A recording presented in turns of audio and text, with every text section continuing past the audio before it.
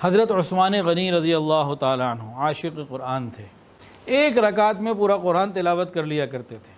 مقام ابراہیم پہ مطاف میں ایک ہی رکعت میں پورا قرآن مکمل کر لیا کرتے تھے، اور شوق سے قرآن پڑھتے۔ کوئی دن ان کا قرآن مجید کی تلاوت سے خالی نہ ہوتا، بلکہ دیکھ کر قرآن پڑھتے۔ کوئی دن ایسا نہ ہوتا کہ وہ قرآن کا پیج نہ دیکھتے۔ اور ہم میں سے کتنے لوگ ایسے ہیں، کوئی دن ایسا نہیں ہوتا کہ فیس بک کا پیج ہم نہیں دیکھتے۔ اور حضرت عثمان غنی رضی اللہ عنہ فرمایا کرتے تھے، لو طہرت قلوبکم ما شبعتم من کلام ربکم، اگر تمہارے دل پاکیزہ ہوتے تو تلاوت قرآن سے نہ بھرتے۔ یہ جو ہم قرآن نہیں پڑھتے، زیادہ نہیں پڑھا جاتا، فیس بک کا پیج روز کھول لیتے ہیں، قرآن کا پیج نہیں کھول پاتے، یہ کیا ہے؟ یہ ہمارے دل کی ناپاکی کی علامت ہے۔ حضرت عثمان غنی رضی اللہ تعالیٰ عنہ اتنا قرآن پڑھتے تھے کہ جس قرآن مجید کو وہ دیکھ کر پڑھتے حافظ تھے، لیکن جس قرآن مجید کو روزانہ دیکھ کر پڑھتے وہ ان کی زندگی میں پھٹ بھی گیا تھا، استعمال کے زیادہ ہونے کی وجہ سے، کثرت استعمال کی وجہ سے۔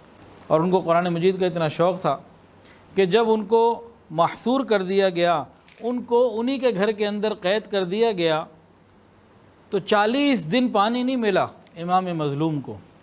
40 دن، 3 10 5 20 25 دن نہیں، 40 ڈیز۔ کسی نے پوچھا جب پیاس لگتی ہے تو کیا کرتے ہیں؟ کہا کہ قرآن پڑھ لیتا ہوں، پیاس بجھ جاتی۔ اور آخری دن جو پیاس بجھنے کا اللہ نے انتظام کیا وہ کیا تھا؟ وہ اپنے موقع پہ انشاءاللہ آ جائے گا، لیکن پھر بھی ذرا پیاس کے ساتھ جوڑ لیتے ہیں۔ 40واں دن تھا جس دن شہادت ملی۔ اس دن نبی علیہ الصلوۃ والسلام کی زیارت ہوئی خواب میں، ساتھ حضرت ابوبکر بھی ہیں اور عمر بھی ہیں رضی اللہ تعالیٰ عنہما۔ نبی علیہ السلام نے پوچھا عثمان پیاس لگی ہے؟ عرض کیا یا رسول اللہ جی پیاس لگی ہے۔ پھر نبی علیہ السلام نے ایک مشکیزہ آگے کیا جس کو انہوں نے پانی پیا، خوب پیا، طبیعت سیر ہو گئی۔ فرماتے ہیں کہ خواب سے اٹھنے کے بعد بھی اس کی ٹھنڈک ابھی بھی میرے سینے میں باقی ہے۔ اس میں بھی نبی علیہ السلام نے فرمایا تھا کہ عثمان تمہارا روزہ آج افطاری ہمارے ساتھ کرنی ہے، یعنی کہ بس اب شہادت کی تیاری اور وقت قریب آ گیا۔ ایک مرتبہ امی عائشہ صدیقہ رضی اللہ تعالیٰ عنہ کو نبی علیہ السلام نے فرمایا میرے کسی صحابی کو بلاؤ۔ پوچھا ابوبکر کو بلاؤں؟ نہیں۔ پھر پوچھا کیا حضرت عمر کو بلاؤں؟ نہیں۔ کیا آپ کے چچا زاد حضرت علی کو بلاؤں؟ فرمایا نہیں۔ پھر کہنے لگے کیا عثمان کو بلاؤں؟ فرمایا کہ ہاں عثمان کو بلاؤ۔ عثمان کو بلوایا گیا۔ جب وہ آگے دروازے پہ، نبی علیہ السلام نے امی عائشہ سے کہا آپ ذرا سائڈ پر ہو جائیں اور ان کو آنے دیں میرے پاس۔ وہ آئے۔ پھر نبی علیہ السلام نے ان سے کان میں کوئی بات کہی، ان کا رنگ بدل گیا اس بات کو سن کے، لیکن اس بات کو انہوں نے پورا سنا اور آخر وقت تک اس کو نبھایا۔ وہ غالباً یہ خبر تھی کہ آپ کے ساتھ یہ سب کچھ ہوگا جو ابھی آگے بتایا واقعہ آئے گا، کہ آپ نے صبر کرنا ہے، مسلمانوں میں تلوار نہیں اٹھنے دینی۔ حضرت عثمان غنی رضی اللہ تعالیٰ عنہ عاشق رسول تھے، ایک ایک سنت کو شوق سے، محبت سے جو ہے نا وہ اپنایا کرتے تھے۔ ایک مرتبہ انہوں نے وضو کیا، وضو کرنے کے بعد مسکرائے۔ کسی نے پوچھا آپ کیوں مسکراتے؟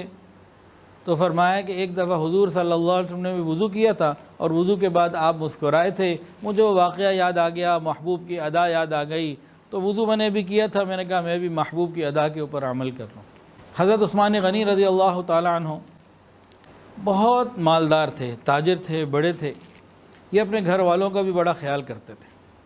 ایک مرتبہ انہوں نے 200 درہم کی ایک چادر خریدی اور چادر خرید کے کہا کہ یہ میں نے اپنی بیوی نائلہ کے لیے خریدی ہے، میں نائلہ کو دوں گا، وہ اس کو اوڑھے گی، میں اس کو دیکھ کے، یہ چادر کو پہنا ہوا دیکھ کے میں خوش ہو جاؤں گا۔ اگر اللہ نے شوہر کو مال دیا ہو تو بیوی کو خوش کرنے کے لیے کوئی تحفہ دینا، کوئی انعام دینا، یہ چیزیں محبت کو بڑھاتی ہیں، اور صحابہ کرام جن کے پاس مال کی وسعت تھی ان کا یہ طریقہ بھی رہا ہے۔ اللہ تعالیٰ ہمیں ان باتوں کی صحیح سمجھ عطا فرمائے۔ حضرت عثمان غنی رضی اللہ تعالی عنہ یہ داماد رسول بھی ہیں، اور ایک دفعہ نہیں 2 مرتبہ داماد رسول بنے، 2 مرتبہ۔ یہ وہ شرف ہے جو پوری امت میں سے کسی کو نہیں ملا سوائے حضرت عثمان غنی رضی اللہ تعالی عنہ کے۔ حضرت رقیہ رضی اللہ تعالی عنہ، ان کے شوہر داماد رسول کا نام ہے حضرت عثمان غنی رضی اللہ تعالی عنہ۔ حضور پاک صلی اللہ علیہ وسلم بدر کے لیے تشریف لے گئے، حضرت عثمان کو ساتھ نہیں لے گئے، کہا کہ میری بیٹی کا خیال کرو، میری بیٹی بیمار تھی وہ، تو ان کی تیمارداری کی غرض سے اپنے داماد کو چھوڑ گئے کہ تم اس کا خیال کرو۔ اب حضرت عثمان غنی رضی اللہ تعالیٰ عنہ پیچھے مدینہ میں ہیں، نبی علیہ الصلوۃ والسلام بدر پہنچے۔ بدر پہنچ کے جب آپ نے مال غنیمت مسلمانوں میں تقسیم کیا، جو موجود مجاہدین تھے ان سب کو دیا، سوائے حضرت عثمان جو موجود نہیں تھے ان کو بھی شامل کر لیا، حالانکہ وہ مدینہ میں تھے لیکن نبی علیہ السلام کے حکم سے رکے تھے، تو یہ بھی ان کو اعزاز ملا اور بدریین میں ان کا نام شامل ہوا۔ جب نبی علیہ السلام واپس آئے ہیں تو آپ نے دیکھا کہ حضرت رقیہ رضی اللہ عنہ کا انتقال ہو چکا۔ نبی علیہ السلام نے حضرت عثمان کو دیکھا کہ بڑے غمگین بیٹھے ہیں، پوچھا کیا ہوا؟ کہا کہ جو کچھ میرے ساتھ ہوا کسی اور کے ساتھ تو نہیں ہوا، کہ آپ کے ساتھ جو دامادی کا رشتہ تھا وہ ختم ہو گیا، میرے ساتھ تو اتنا بڑا حادثہ ہوا۔ تو حضور صلی اللہ علیہ وسلم نے فرمایا کہ بھئی غم نہ کرو، اللہ تعالیٰ نے حکم دیا ہے کہ تمہارا نکاح ام کلثوم اپنی دوسری بیٹی سے کر دو۔ تو نبی علیہ السلام نے حضرت ام کلثوم رضی اللہ تعالیٰ عنہ جو نبی علیہ السلام کی تیسری صاحبزادی ہیں ان سے ان کا نکاح کر دیا۔ اللہ کی شان، ام کلثوم رضی اللہ تعالیٰ عنہ کا بھی انتقال ہو گیا، عنہا کا بھی انتقال ہو گیا۔ جب ان کا انتقال ہوا نبی علیہ السلام نے فرمایا اگر میری 40 بیٹیاں بھی ہوتیں اور یکے بعد دیگری ان کا انتقال ہوتا رہتا تو بھی میں عثمان کو دیتا، یہ شرف پھر کسی اور کو نہیں ملا۔ اور حضور صلی اللہ علیہ وسلم کی سب سے چھوٹی چوتھی جو صاحبزادی ہیں ان کا نام ہے حضرت فاطمہ رضی اللہ تعالی عنہ، ان کی شادی حضرت علی رضی اللہ تعالی عنہ سے ہوئی۔ تو نبی علیہ السلام کی 4 صاحبزادیاں، جن میں سے 2 ایک کے بعد دیگرے حضرت عثمان غنی رضی اللہ تعالی عنہ کے حصے میں آئیں اور ان سے نکاح ہوا۔ تو ان کا لقب ہے ذو النورین، 2 نور والے۔